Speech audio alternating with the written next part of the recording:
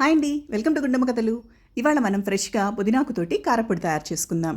ఈ రెసిపీ కోసం పుదీనాకుని చక్కగా క్లీన్ చేసుకుని ఒక పూట ఎండలో పెట్టేసుకుని తర్వాత ఇలా డ్రై రోస్ట్ చేసుకోవాలి. ఇలా పొడి అయిపోయేదాకా చేసుకోవాలన్నమాట. కాండీలో 4 స్పూన్లు పచ్చిశనగపప్పు, అలానే 4 స్పూన్లు పొట్టు మినపప్పు తీసుకున్నాను. ఈ రెండింటిని డ్రై రోస్ట్ చేసుకోవాలి. ఇవి రోస్ట్ అయిన తర్వాత 6 టేబుల్ స్పూన్ల వరకు ధనియాలను వేసుకున్నాను. ఇవి కూడా ఫ్రై చేసుకునేటప్పుడు 1 స్పూన్ ఆయిల్ వేసుకొని ఇలా ఫ్రై చేసుకోవాలి. ఇందులోనే 2 టేబుల్ స్పూన్లు జీలకర్ర కూడా యాడ్ చేస్తున్నాను. ఇవన్నీ ఫ్రై అయిన తర్వాత నిమ్మకాయ సైజ్ అంతా చింతపండును తీసుకుని ఇలా చిన్న చిన్న తొనలుగా చేసుకుని ఇందులోనే ఫ్రై చేసేసుకుందాం.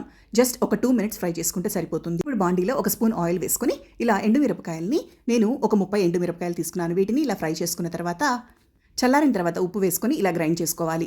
తర్వాత అదే మిక్సీ జార్లో ఎండుమిరపకాయలను కూడా ఇలా పౌడర్ చేసుకొని అందులోనే వెల్లుల్లి రెబ్బలు కూడా ఒక 20 నుంచి 30 వరకు వేసుకున్నాను. ఇలా పుదీనాకు కూడా పౌడర్ చేసుకుని అన్నిటినీ ఒక పెద్ద గిన్నెలో వేసుకొని ఇలా మిక్స్ చేసేసుకుంటే అంతేనండి, మన పుదీనా కారం వేడి వేడి అన్నంలోకి చాలా మంచి టేస్ట్ని ఇస్తుంది.